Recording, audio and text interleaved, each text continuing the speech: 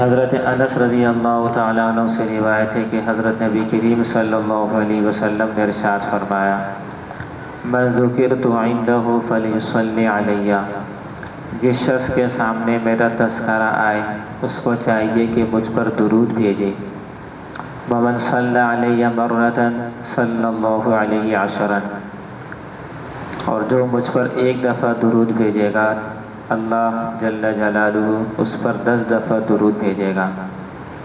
اور ایک روایت کے اندر ہے کہ من صلی علیہ صلاۃ واحدۃ صلی اللہ علیہ 10 صلوات وحط عنہ 10 سیئات ورفعہ بها 10 درجات، او کما قال، کہ جو مجھ پر ایک دفعہ درود بھیجے گا اللہ تعالیٰ اس پہ 10 دفعہ درود بھیجیں گے، اس کی 10 خطائیں معاف کریں گے اور اس کے 10 درجے بلند کریں گے۔ ایک حدیث میں حضرت براء رضی اللہ تعالیٰ عنہ سے یہی مضمون منقول ہے، اس میں اتنا اضافہ اور ہے کہ یہ اس کے لیے 10 غلام آزاد کرنے کے بقدر ہوگا۔ اور طبرانی کی روایت کے اندر ہے کہ جو مجھ پر ایک دفعہ درود بھیجتا ہے اللہ تعالیٰ اس پہ 10 دفعہ درود بھیجتا ہے، اور جو مجھ پہ 10 دفعہ درود بھیجتا ہے اللہ اس پر 100 مرتبہ درود بھیجتا ہے، اور جو مجھ پر 100 دفعہ درود بھیجتا ہے اللہ جل جلالہ اس کی پیشانی پر براءۃ من النفاق اور براءۃ من النار لکھ دیتے ہیں، یعنی یہ شخص نفاق سے بھی بری ہے اور جہنم سے بھی بری ہے، اور قیامت کے دن شہیدوں کے ساتھ اس کا حشر فرمائیں گے۔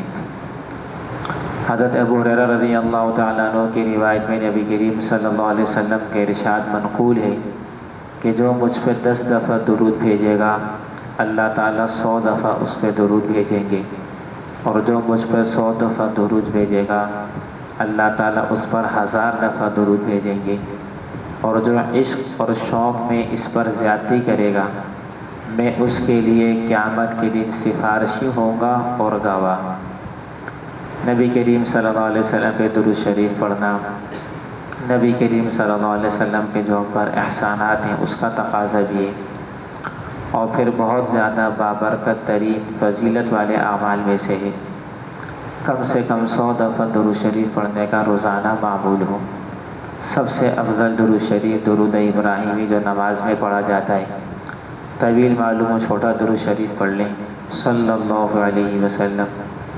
بیٹھ کے نہ پڑھ سکیں چلتے پھرتے پڑھ لیں، لیکن 100 دفعہ کم سے کم روزانہ معمول ہو۔ اور جمعے کے دن اس معمول میں اضافہ کر دیا جائے کہ جمعے کے دن درود شریف کی کثرت کا حکم ہے۔